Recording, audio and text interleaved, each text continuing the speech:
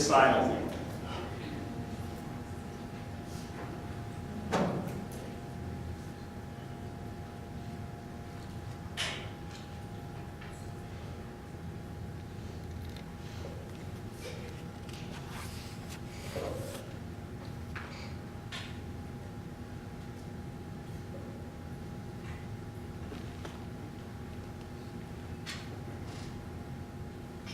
Have you seen this before? Something like it? It's important stuff. There are expectations of you all along. This one takes a minute.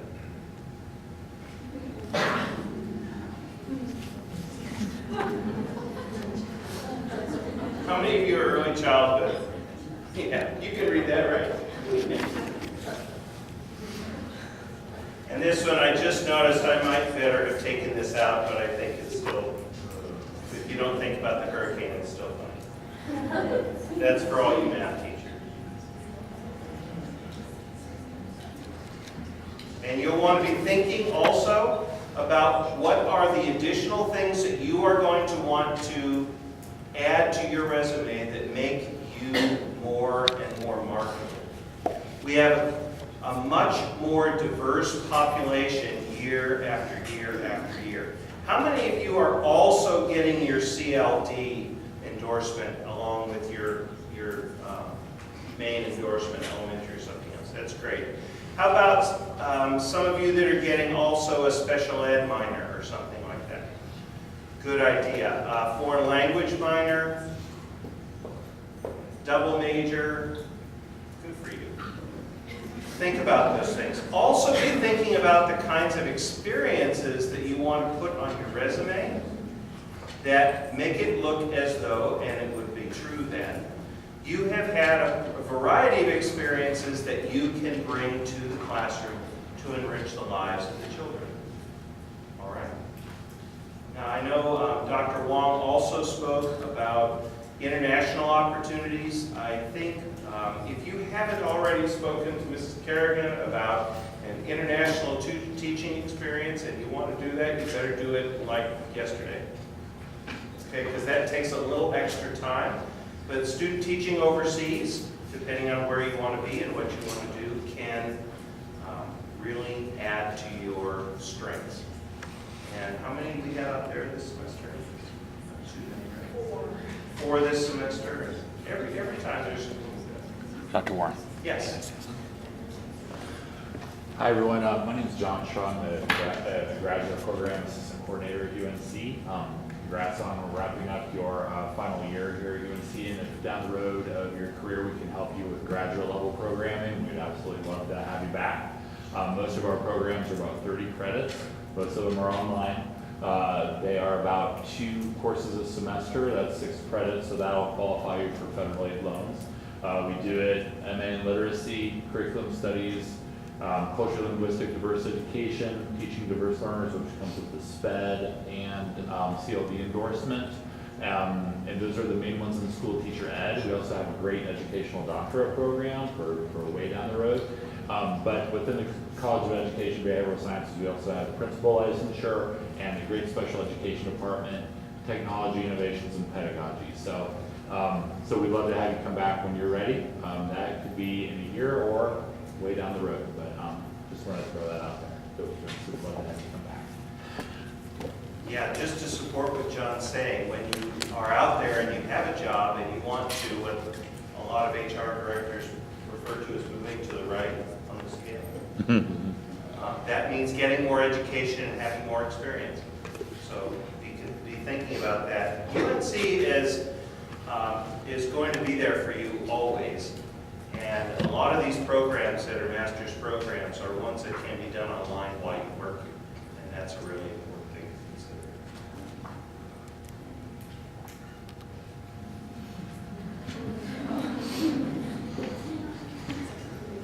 Okay, these are some of the international teaching opportunities. Did you want to say anything more about those, Lynette? I'll talk about you a little later.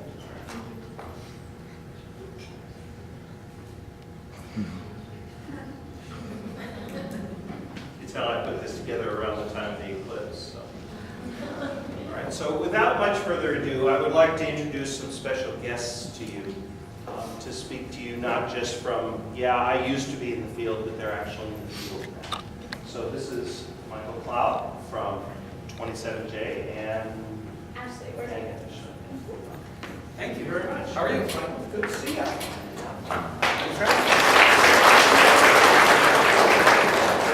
Student teaching, the longest job interview you'll ever go for. That's true. And Lynette, I was trying to think, I think we hired 4 mid-years? I think it was 4 mid. So they went from student teaching to stay in their school in the classroom. So that's real and that does happen. And that is a way to think about this student teaching experience. Congratulations. You're getting there, you're close. You're engaged in what I view as the most important profession on the planet. I'm biased. I'm a former first grade teacher, always a first grade teacher, former principal. And what you're doing, I hope will bring you the same joy and challenge and adventure that it's brought me along. So welcome, welcome. I'm excited to be here in front of you. Just to talk a little bit about 27J. First thing I want to say is you have a great team taking care of you. We work closely with our partners at UNC, Lynette, Dr. Warren, and among others. And they're amazing to work with. They work really hard to take care of you through this experience, and they've been great partners for us. So you're lucky in that sense. You've chosen well. 27J is not far. We're closer than you think. You may not know what 27J is. Typically, people think of us when they think of Brighton. Brighton, Colorado, it's about 35 miles down the road. It takes us 40 minutes to get there. But we're not just Brighton. We're Brighton, we're Thornton, we're Commerce City, and we're Henderson. 4 different communities. In the 2000s, we were the fastest growing school district in Colorado, and we're in that process yet again. If you look anywhere around the airport, folks who know 104th, Reunion, Tower Road, that is growing like crazy. We have 18 schools. We have a $250 million bond that we're engaged in over the next 4 years to build 4 new schools, including a new comprehensive high school in Thornton. Now it's crazy to think about, right, in Thornton. But Colorado districts run across counties and run across towns. And so Brighton was the traditional hub of our district many years ago, small farm town, 5 schools, and now we're at 18 schools. We're building a new middle school that will come online the following year, and then 2 new elementary schools. So we are growing like crazy. We are in need of student teachers. We're in need of teachers. We view this relationship as important to us. We want to support you in your work in becoming teachers. You're our future workforce. And so we try to have a great relationship with UNC to make sure that you're placed well in an environment that you're going to learn from as well. The other thing that I want to share with you about 27J that we feel like we're a little different is you'll see a lot of talk, you'll hear a lot of talk about rubrics in terms of teacher evaluation. And 27J has moved away from that model, and we view you as learners. We want you growing. We know that you don't show up ready to be an expert teacher on year 1. In fact, what we believe is that in year 10 you won't be an expert teacher, because the process of teaching is a process of continual learning. So we're a little different. We think that we have a dynamic system in place that supports teachers to be learners and that engages you as learners. And that's the number one thing when we're looking at candidates, when we look at you to hire you. What are the things that you can do to be ready? The first thing you can bring, and it started 3 years ago, was a growth mindset to this work. Growth mindset is being open to learning always, not thinking that anything about your work as a professional is fixed. That it never stops for the benefit of your kids, but also for your own benefit, for the benefit of you as a professional. One of my favorite stories is of one of the best teachers I've ever seen, ever worked with. At the end of the year, I went into her room and said, what are you working on? What are you doing? Year's over. And she had a stack of books that she was preparing to read over the summer. She's like, I think I could have been better here. I learned about this during the year. I didn't get a chance to implement it, but I'm going to do it next year. And this is someone, to my mind, who was near the top of the profession. And she was already preparing herself for what she was going to learn so that she could be great for her kids next year. And that's what I would encourage you to bring to this work in this next year, to bring it as a student teacher, and to bring it into the profession going forward. That's the best recipe I've seen for success, is to never stop learning. So 27J, you'll see us at job fairs, you'll see us out and about, you'll see our name come through with Lynette. Our process for student teaching is we work with Lynette. We find that it's much easier to coordinate rather than to have you chase schools. We do it quickly. We do it where we vetted the teachers. We've even vetted schools. There are schools that we think, because of different circumstances, aren't ready to handle student teachers. The culture is transitioning. There's a new leader. There are a lot of new teachers.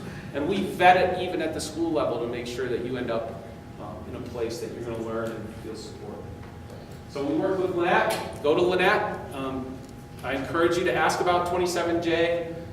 If you have questions, my colleague and I, you'll see us at job fairs. You can email us. Lynette can connect you as well. We're here to support that process for you as well. And anything we can do to help it along the way, we're here to do. So, thank you. We have, I don't know the best way to hand them out, but we have cards with a map of our website, and so you can check us out. Yeah, any questions for Michael? Michael, just for Michael. Yeah. When is that high school getting built? It will be open next fall. So the principal has been hired. We hired the former chief operations officer from Jeffco to open our school. Yeah. Any other questions? So what's the biggest mistake a student teacher can make? Don't. Go in with an openness to the culture. I think Dr. Warren had it right, is that every culture, even within our school district, every school has a little bit of a different culture. There are some schools where people wear jeans. They wear jeans every day. That's the culture. There are some schools that has a more professional feel.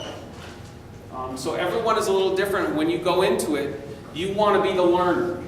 We all want to be learners, but you're exploring a professional environment for the first time. And the worst thing you could do is to have some sort of fixed sense on how that environment is going to absorb and connect and work with you. Be open to what that is. And there are standards. We don't want an environment where it's unprofessional to you. We don't want an environment where you feel uncomfortable for whatever reason. But the starting point for you is to bring that growth mindset into the experience. Don't be a know-it-all. As a professional, as a young professional who's just entering the field, the worst thing you can do is to be nervous, and this happens a lot. I'm nervous. I'm going to share what I know. I'm going to share what I know. No, I know this. Be a listener. Ask questions. Advocate for yourself. And that's not what I'm saying. It's not to advocate, but just make sure your starting point is that of a learner. How do you consult social media when you're vetting candidates at all? Rarely, but we've had parents do it for us. No joke. And a teacher lost his or her position based on information that parents had found searching on the internet. So you are vulnerable. It's very important. I know it seems innocent and fun, but you are vulnerable. It is not a free speech protection for what you post on the internet. And the courts have affirmed that over and over again, that if you do things that could damage the view of the community towards you as a teacher, the view of students, or your authority with students, that you could be removed from that classroom and you would not be protected under the contract. Hello? Speaking on that vein, like parents check social media as opposed to those involved with the school. For example, if they looked at mine and a parent disagreed with my sexuality, would that impact it? Could parents disagreeing with that impact my position in a school? Should it be found? No, we couldn't hire or fire you for any discriminatory reason. So if that was the basis of the claim, then the answer would be no. If there were, pictures of you partying, that could be a problem. Any other questions? It's very exciting. Good luck. Thanks for having us as always. Thank you. Yeah, thanks for coming.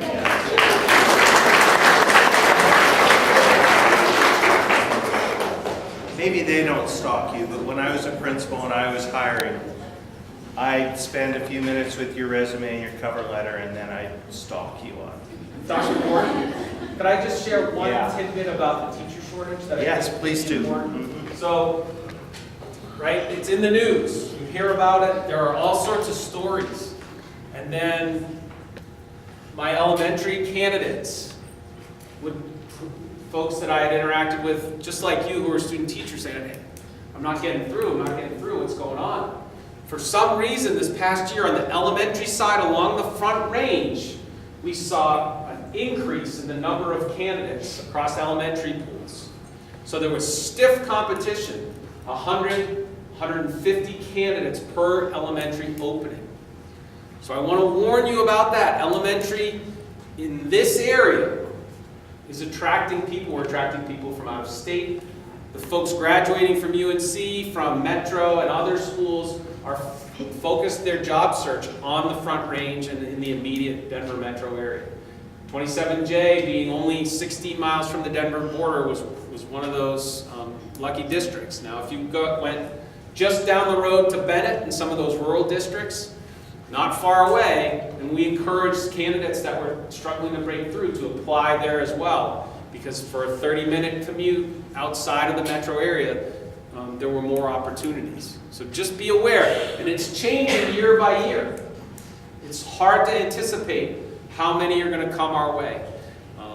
So I just wanted to caution the elementary folks and know that there is competition out there, and that you want to think about hedging your bets and not just focused on one area.